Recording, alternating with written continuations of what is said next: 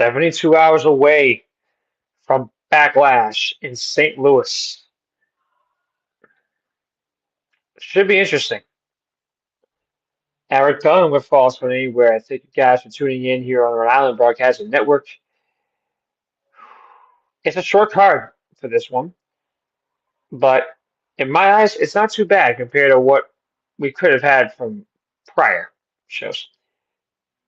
You can find me every Wednesday at 5 on Facebook, YouTube, and Twitch. Please do follow us on our Facebook and our YouTube channels at RI Broadcasting, at Rhode Island Broadcasting.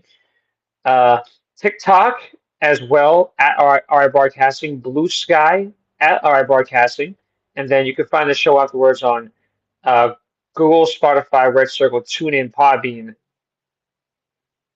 and I believe I said Red Circle again. Patreon at RI Broadcasting, you can help support us to donate to this show going on daily and Sports Unfolded.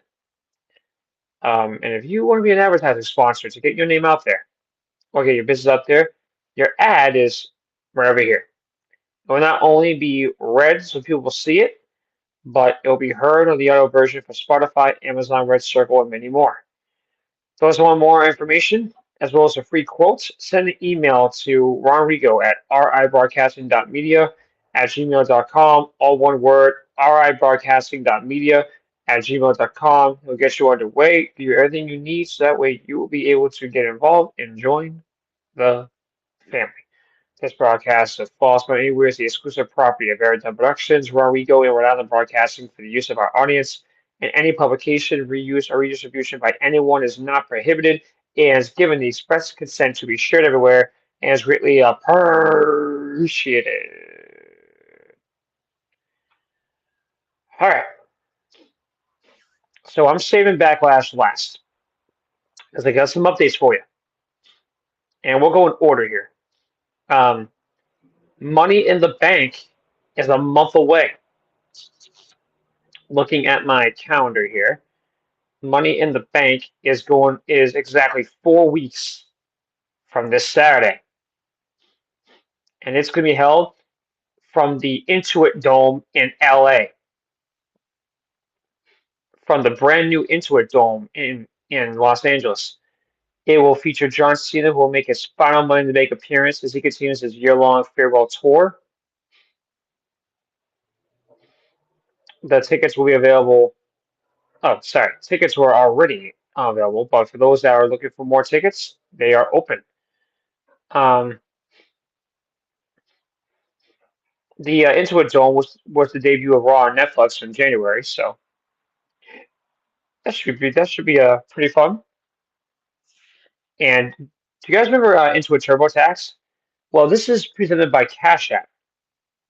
So apparently there was an exclusive pre-sale for Cash App members that was allowing fans to use the unique card number on the Cash App card to receive first access to Money in the Bank individual tickets. And then speaking of what's going on as well, tickets for the August tour across the UK, Ireland, and France will be on sale next Friday, the 16th, uh, 10 a.m. local time. And the pre-sale will begin next Wednesday, the 14th. This marks the first ever televised SmackDown to animate from Dublin, and the first time in 12 years WWE will broadcast an event from Birmingham. The Road to Clash in Paris tour that includes SmackDown in Dublin, um, Raw in Birmingham, and then they're going to be in Liverpool, Newcastle, Manchester, Leeds, Cardiff, Lyon, France for SmackDown, Paris, France for Clash in Paris, and then Paris for Raw the following day. So Sunday the 31st is Clash in Paris, so that will be for that premium live event. And then also as well, WWE returns to Australia this October with Crown Jewel.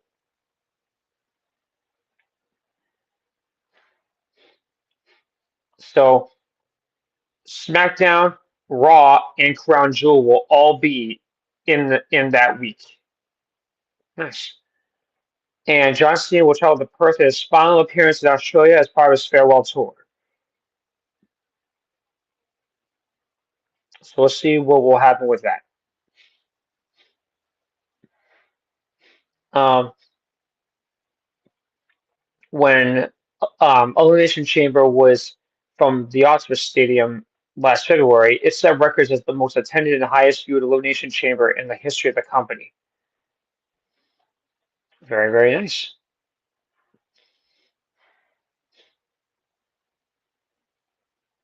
So that being said,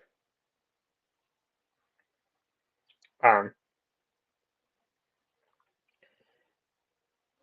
let's go now over Backlash. And these are all the matches that I have. Right now there's five. So Ron, get your sheet out for your predictions, and let's see where we're at. Obviously, I believe I'm 6-8, and he's 8-6. So let's go over that. No, sorry, I'm 11. It's the other way. 11, 14, 14, 11. Thank you. So here they are right here, from bottom to top. For the Intercontinental Championship, Dominic Mysterio versus Penta. So this is a highly anticipated rematch. Dirty Dom won an explosive fatal four-way at WrestleMania, but Penta wasn't pinned. He pinned Finn. And then Mysterio retained the title against Penta one-on-one the following night at the WrestleMania after JD McDonough returned and interfered on his behalf. And now that the explosive Penta defeated him, he's once again turning his attention to unseating him and becoming champion. Many of Mysterio's antics cloud the fact that he's a dangerous superstar once the bell rings, but can he overcome Penta and his explosive arsenal? Will the Judgment Day be on the same page, particularly with Lynn Morgan away making a movie? So, so Ron's saying Penta, I would have to agree. I think Penta could take it just because I think Judgment Day could explode in front of us. So I'm going to pick Penta on this one. Though I mean, I think Penta would probably get help from Ray Felix if he had to get help. I mean, you also know that Khalil from Judgment Day is going to do something. Penta will do something. The only way I could see this being a fair fight is if Pierce bans everybody from ringside. So we'll have to see about that. But I'm picking Penta. Um, for the United States title, a fatal four-way. Jacob Fatu, LA Knight, Damian Priest versus Drew McIntyre. So Ron, tell me your thoughts about that one. Since capturing the title of WrestleMania, Fatu has um, uh, exuded sheer dominance with Solo at his side to disrupt matches and bring bedlam to Friday night. Several superstars vying for an opportunity to challenge the Samoan Werewolf. Priest caused a disqualification in LA Knight's number one contender match with Drew McIntyre, and the continued chaos prompted SmackDown GM Nick Aldis to set up a fatal four-way. Can anyone stop the ferocious Fatu? You're taking LA Knight. I think the only way Jacob is going to retain this title is if Solo tries to do something, or he takes everyone else. But I'm going to pick LA Knight as well. I think that in his rematch, I think he's going to take this title. So I'm picking LA as well, and I think he'll get his redemption on that. So I'll go LA Knight with you as well on that one. I think that logically makes a lot of sense. Um, the third one, Pat McAfee versus Gunter. Tell me your thoughts on this. The Ring General snapped on the Raw after Mania and attacked 28-year veteran Michael Cole from the broadcast table, prompting Pat McAfee to jump in and save his partner, only to incur the wrath of Gunter and be put to sleep. Raw GM Adam Pearce suspended Gunter, but Pat challenged him to a match. It'll be his first singles match since WrestleMania 39, Saturday. Interesting. Will the Ring General tear McAfee apart, or will Backlash be the home of one of the biggest upsets in WWE history? For some reason, I think I'm going to pick McAfee. I think Pat is going to shock people, and it's going to be a great match.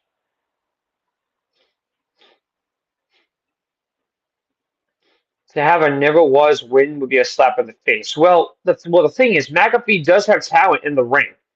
I mean, if you can go back to during COVID when he was making these little appearances in the ring here and there, I mean, he has talent. My only thing is McAfee going to have enough talent? But I'm picking McAfee on this one. So this one you and I are split with. Uh, Lara Valkyria versus Becky Lynch for the Women's Intercontinental title. Tell me your thoughts on this one.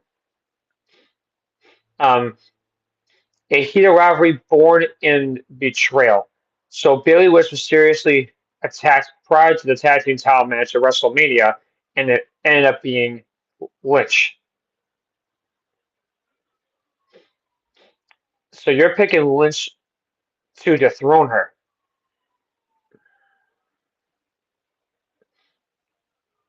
That's a toss up. I don't know. Um, the toss up I'm looking at is Lyra's been getting a lot of momentum as of late. So I can't really say that Lyra's going to lose right now just because I don't think they're going to take this title off of her just yet. I wonder if she will get the win on her.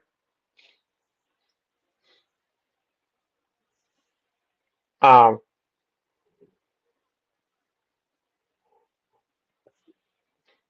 that's a tough one, but I'm going to go Lyra because I think that maybe she's got more to prove.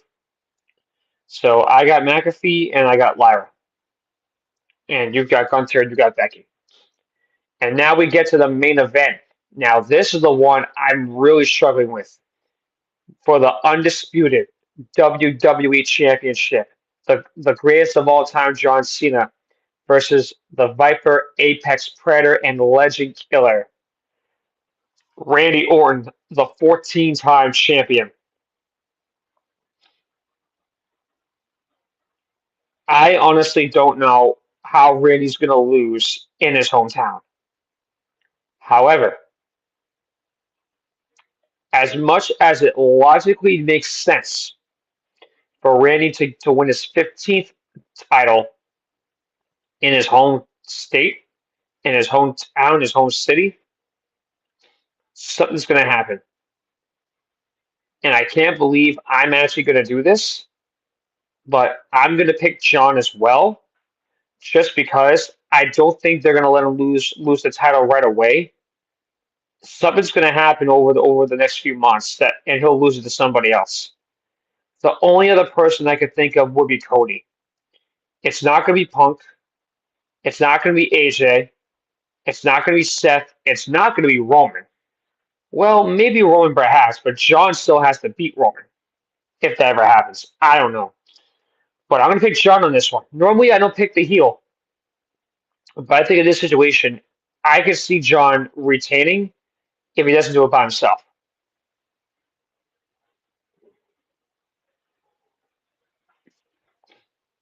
Right now, I'm torn between John and Randy, but I'm picking John in this just because I don't think he's going to lose it right away. So I have my five. I've got Penta, LA Knight, Pat McAfee, Lara Valkyria, and John Cena. So that is my five for Backlash. It's a very small card. I wonder between now and then with SmackDown on Friday, they're going to do something with that. But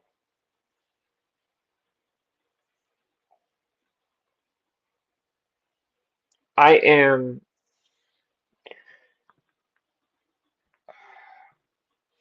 I don't know. I'm honestly like, I don't know. But to me, do I think John's got a better chance of winning? I do, just because of him being a heel. I can see it. This is his last year, so I believe Randy did sign a 5-year extension, so he's going to retire when he's how old? He's Like what, 50 roughly? Yeah, something like that.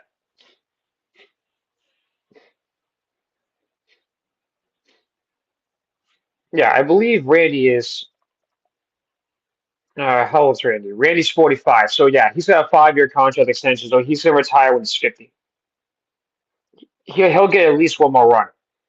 But I think because this is John's final year of his career, they're gonna extend his title reign.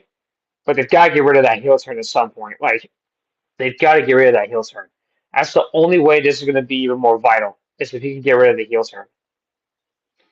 We'll have to see what happens. But John as a heel, not long term. It doesn't work like that. It honestly sucks long term. So we'll see.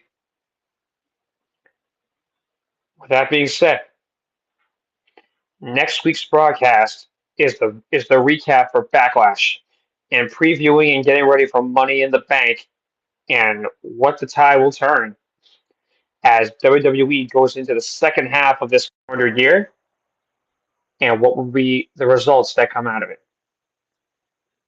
So, on behalf of the man behind the scenes, the creator of RIB, where we go, Erik Dunn saying so long and thank you from my home in Bridgewater, Massachusetts. This has been a presentation of False Count Anywhere on the Rhode Island Broadcasting Network. Backlash recap, and we'll get ready for Money in the Bank. Thank you guys so much for watching and for listening, and to all of you, a very happy May.